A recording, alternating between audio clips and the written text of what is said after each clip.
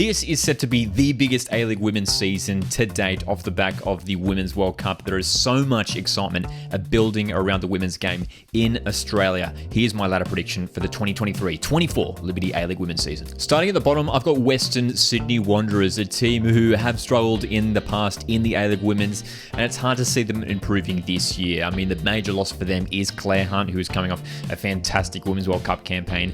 She was great for Western Sydney Wanderers last season, and losing her is a massive loss. You know, it would have been great to have her around off the back of that massive campaign. Of course, she secured her move to PSG in Europe, but a huge loss for the Wanderers. I think this year will be another year of building for them, although a team I reckon we could see potentially challenge the top six in maybe a couple of years' time. I think we could see some improvement from Wellington Phoenix this year. They're a team who have struggled in the last couple seasons as well, but of course there'll be a lot of excitement around the Phoenix team in New Zealand, of course the co-host for the Women's World Cup as well. They'll be hoping to push up the ladder, but I think when you look at the recruitment of some of the other teams, I think the other teams in that bottom six have just done a little bit better than Phoenix. They could be the surprise package this season. They could charge up the ladder, but I've got them in 11th. Not too much movement in the transfer window from Adelaide United, and they're a team who have lost a couple decent players in Jenna McCormack and Fiona Warts. This could be a campaign where they struggle. The signing of Rosetta Taylor from Nottingham Forest is an intriguing signing. We'll have to wait and see how she goes settling in to Australia. I would list Perth Glory as another one of those teams who could potentially surprise this year. I do like the signings of Millie Farrow, Grace Shale, who featured in New Zealand's Women's World Cup team as well.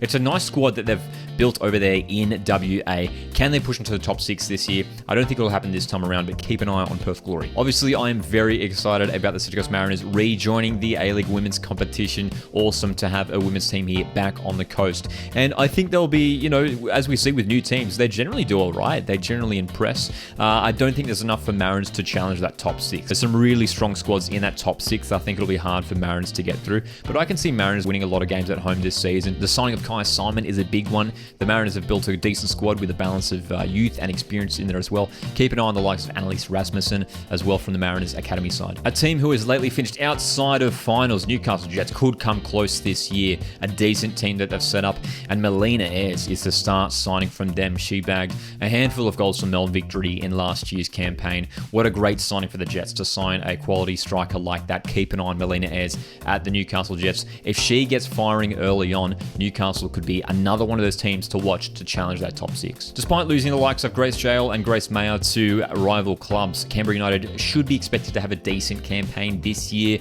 Rojas is a decent signing for them. Of course, Michelle Heyman is always a dangerous goal scorer in the A-League women's competition. This is a team that should be able to hold their place in the top six, but again, if any of those surprise packages from the bottom six jump up, it could be Canberra who drop out of finals this year. It's a strong team that Brisbane Roar have assembled for this upcoming A-League women's campaign, and it's headlined by Tamika Yallop, the Matilda, who did feature in the Women's World Cup. What a sign for the Brisbane Roar to bring her back to their club. She will be a star player for the Brisbane Roar and hopefully bring many fans to Brisbane Roar home games. They should be pushing it well into the top six this year. I'd expect Brisbane Roar. I've got them in 5th. Western United had a remarkable campaign last season, and I expect them to be up there and challenging once again, but dropping down just a little bit for me. Obviously, they made it all the way to the grand final, which was a fantastic achievement. We do know that the head coach Mark DeCasso is now juggling a dual role, coaching Western United as well as the Philippines women's national team. So it's going to be interesting to see how that pans out for this upcoming season. Western United, though, will be hoping to go one step further this campaign and lift the trophy itself. I'm expecting all three Melbourne teams to have a decent season this year. Melbourne City in 3rd for me, a solid squad. Rihanna Policina was really, really good last year. Keep an eye on for her this campaign. And I like the signing of Rebecca Stott, bring her back to the club, obviously featured in New Zealand's Women's World Cup squad as well. The Sky Blues were fantastic last season in claiming the premiership and the championship, and have just been so strong for so many years now in the A-League women's competition. They will be up there once again, but I've got them in 2nd place. I'm just a little bit concerned when you look at the number of outs that they have sustained in this recent transfer window. Can they back it up once again?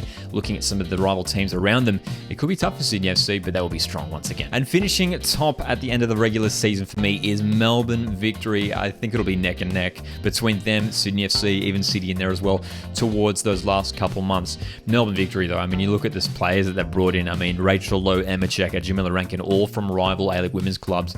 And then recruiting the likes of Lydia Williams, Emily Gilnick, Matildas players. It's such a quality squad that Melbourne Victory have assembled for this upcoming season. There's been some great battles between Melbourne Victory and Sydney FC over the last few years in the A-League women's competition. Victory, I think, will just get ahead this time around. So there's my ladder prediction for the upcoming A-League women's campaign. Feel free to drop your ladder prediction down in the comments section below, and make sure you subscribe to stick around for more A-League's content here at Coast Watch Football. My name is Lockie. I'll see you guys in the next one. Cheers.